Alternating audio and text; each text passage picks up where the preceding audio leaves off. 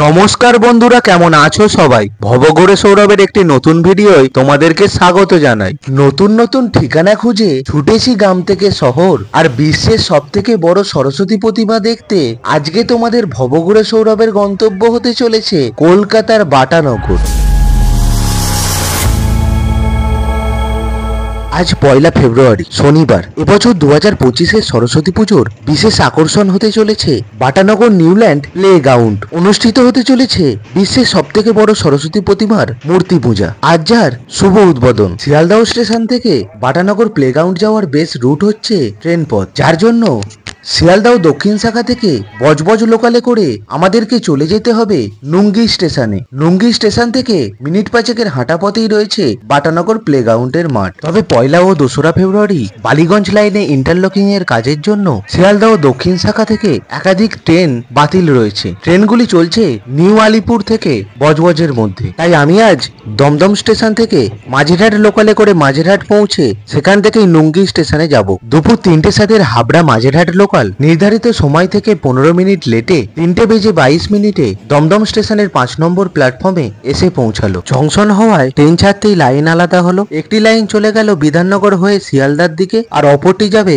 কলকাতা হয়ে মাঝেরহাটের দিকে। গঙ্গার পাড়ে সুন্দর দৃশ্য উপভোগ করতে করতে আমাদের ট্রেন পার করলো বাগবাজার ঘাট। প্রি ওয়েডিং ফটোশুটের জন্য ভীষণভাবে বিখ্যাত এই গঙ্গার পাড়। তারপরে পাইকারি মালামালের এশিয়ার সর্ববৃহৎ বাজার বড় বাজার পেরিয়ে আমাদের ক্যামেরায় ধরা পড়লো হাওড়া ব্রিজের প্রাকৃতিক সৌন্দর্য, যার অপর নাম রবীন্দ্র সেতু, আর এটি ভারতের সর্ববৃহৎ ক্যান্টিলিভার ব্রিজ। বন্ধুরা, এখন আমরা পার করতে চলেছি বাবুঘাট। বাবুঘাটের আরতি বন্দনার এই পটভূমিতে প্রস্তুতি চলছে গঙ্গা আরতির। গঙ্গা মায়ার এই আরতির সম্পূর্ণ ভিডিও চ্যানেলে রয়েছে। ভিডিওর লিংক আমি ডেসক্রিপশন বক্সে দিয়ে দেব, তোমরা গিয়ে দেখে নিও। প্রিন্সেপ ঘাট স্টেশন ছেড়ে আমাদের ট্রেন এখন পার করতে চলেছে দ্বিতীয় হুগলি সেতু, যার অপর নাম বিদ্যাসাগর সেতু। এই দ্বিতীয় হুগলি সেতুর নিচেই জেমস প্রিন্সেপের স্মৃতিসৌধকে কেন্দ্র করেই গড়ে উঠেছে প্রিন্সেপ ঘাট। ভ্রমণপ্রেমিক বাঙালিরা নিজেদের ঘোরার তালিকায় এই জায়গাটির নামও অ্যাড করে নিতে পারো। সেকেন্ড ব্রিজ পেরিয়েই আমরা এখন পার করতে চলেছি খিদিরপুর ডক। মাঝেরহাট স্টেশনে নেমে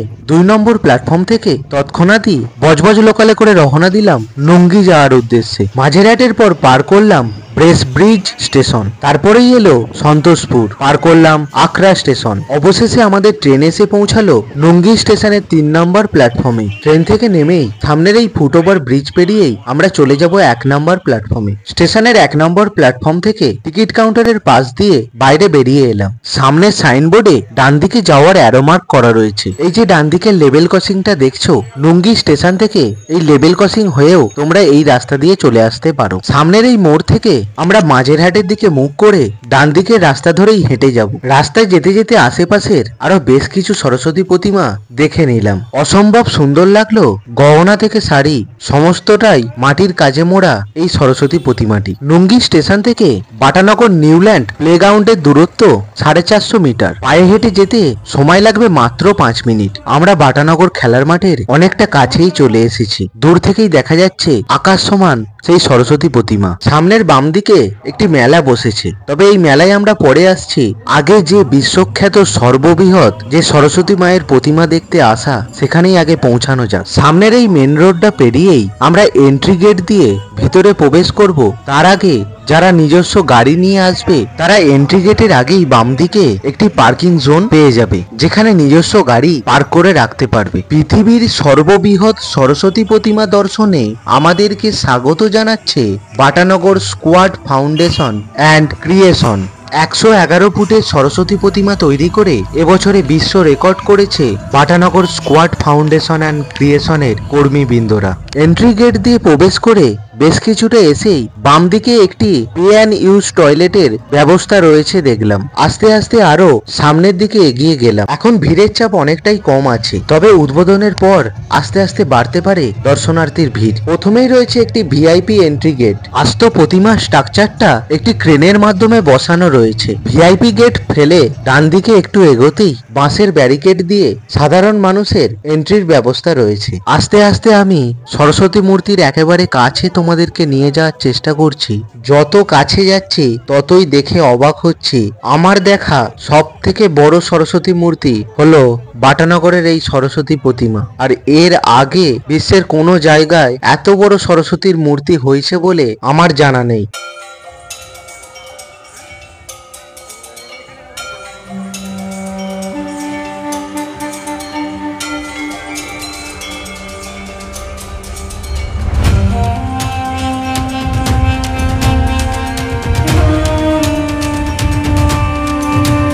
মাঝখানে 111 ফুট উচ্চতা বিশিষ্ট সরস্বতী প্রতিমা, যার দুপাশে রয়েছে রং বেরঙের আলো দিয়ে সাজানো লোহা স্ট্রাকচার। বাটানগর স্কোয়াড এবং ক্রিয়েশন এই দুটি ক্লাব একত্রিত হয়ে বিশ্বের সর্ববৃহৎ সরস্বতী প্রতিমা তৈরির এই ভাবনাকে বাস্তবে রূপ দেয়। আয়োজন করে বিশালাকার এই সরস্বতী পূজার। আস্ত এই সরস্বতী প্রতিমার নিচে স্তম্ভের দেওয়ালে খুবই সুন্দরভাবে কাটিং করে একগুচ্ছ পেখম সহ একটি ময়ূরের রূপ ফুটিয়ে তুলেছে। আস্ত এই সরস্বতী ঠাকুরটাকে হঠাৎ দেখলেই মনে হবে যেন কাঠের ওপর খোদাই করে প্রতিমাটির সম্পূর্ণ রূপ দেয়া হয়েছে। প্রতিমা স্তম্ভের নিচে যেমনটা তোমাদের দেখাতে পারছি বেশ কিছু ডিস্কো লাইট জেলে টেস্টিং এর কাজ চলছে। আজ যেহেতু এই সরস্বতী প্রতিমার উদ্বোধন, যেটা আর কিছুক্ষণের মধ্যেই অনুষ্ঠিত হবে, তাই সকলের মধ্যেই এক প্রকার ব্যস্ততা রয়েছে।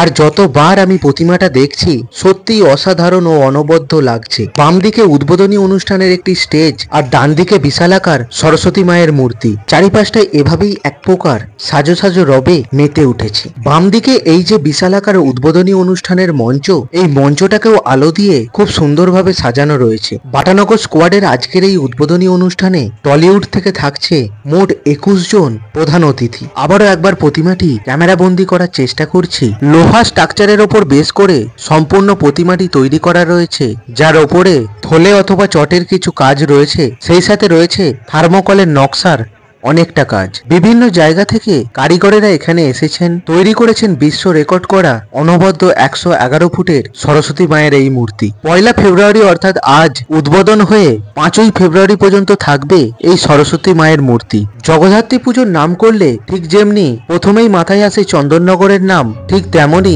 সরস্বতী পুজোর সঙ্গে বাটানগরের নাম জড়তে চাইছে এই পুজোর উদ্যোক্তারা। তাদের একটাই দাবি, একটাই ট্যাগলাইন, যেটা সারা কলকাতাবাসীর মধ্যে আলোড়ন তুলেছে, মায়ের কাছে মাথা নিচু, বাটানগরের সরস্বতী সবার উঁচু।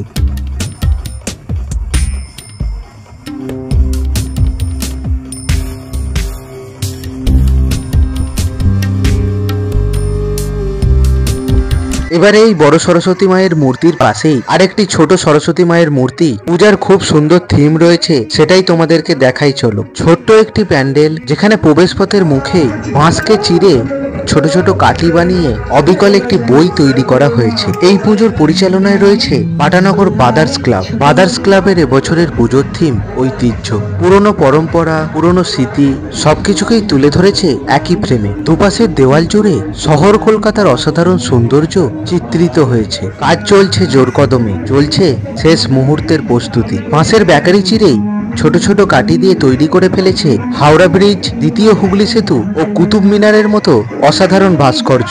বাটানগরে এলে বড় প্রতিমা দেখার পাশাপাশি অসাধারণ কারুকার্যে মোড়া ছোট প্রতিমার এই প্যান্ডেলটি তোমরা দেখতে ভুলো না যেন। আবারও ফিরে এলাম বড় প্রতিমার মূর্তির কাছে। সন্ধ্যা নেমেছে, শুরু হয়ে গিয়েছে চোখ ধাঁধানো সেই লেজার শো। তারই এক ঝলক দেখে নেওয়া যাক।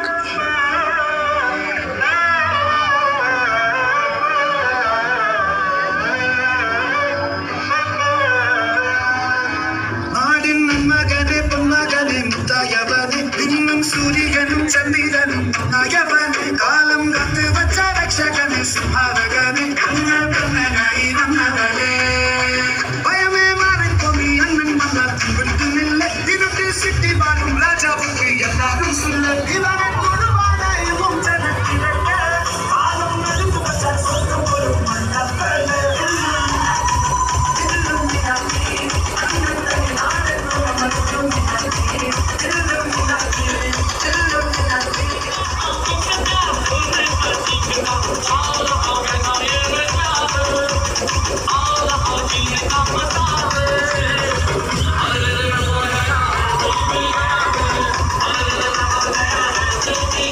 ভিডিও শেষ করার আগে যারা হাওড়া থেকে এই সরস্বতী প্রতিমা দেখতে আসবে তারা হাওড়া টু বাটানগর মিনি বাসে চেপে অনায়াসেই চলে আসতে পারবে এই সর্ববৃহৎ সরস্বতী প্রতিমা দেখতে। আর যারা ধর্মতলা হয়ে এই বাটানগরে আসবে তারা ধর্মতলা থেকে 77A ছাড়াও আরো অনেক বাস পেয়ে যাবে বাটানগরের এই খেলার মাঠে আসার জন্য। হাওড়া অথবা ধর্মতলা থেকে যে কটি বাসের কথা তোমাদেরকে বললাম সেই সবকটি বাসই এই প্লেগ্রাউন্ডের পাশ দিয়েই যায়, তাই তোমরা বাস থেকে নেবে অনায়াসেই দেখে নিতে পারবে এই 111 ফুটের সরস্বতী মায়ের মূর্তিটি। আবার ফেরার পথে এখান থেকেই হাওড়া যাওয়ার রিটার্ন বাস পেয়ে যাবে, তবে একটু পায়ে হেঁটে বাটার মোড়ে চলে গেলে ওখান থেকে অ্যাভেলেবেল বাস পেয়ে যাবে। বাটানগর খেলার মাঠ থেকে রোডটা পার করেই আমরা মেলার মধ্যে প্রবেশ করে গেলাম। সরস্বতী প্রতিমা দেখতে এসে তোমরা এই মেলাটাও ঘুরে দেখতে পারো। ভিডিওটা এখানেই শেষ করলাম। আজকের পর্বটি কেমন লাগলো কমেন্ট করে জানিও, ভালো লাগলে বন্ধুদের সাথে শেয়ার করো। চ্যানেলে নতুন হলে চ্যানেলটিকে অবশ্যই সাবস্ক্রাইব করো। দেখা হচ্ছে নতুন কোনো ভিডিওয় নতুন কোনো ভবঘুরের সন্ধান নিয়ে।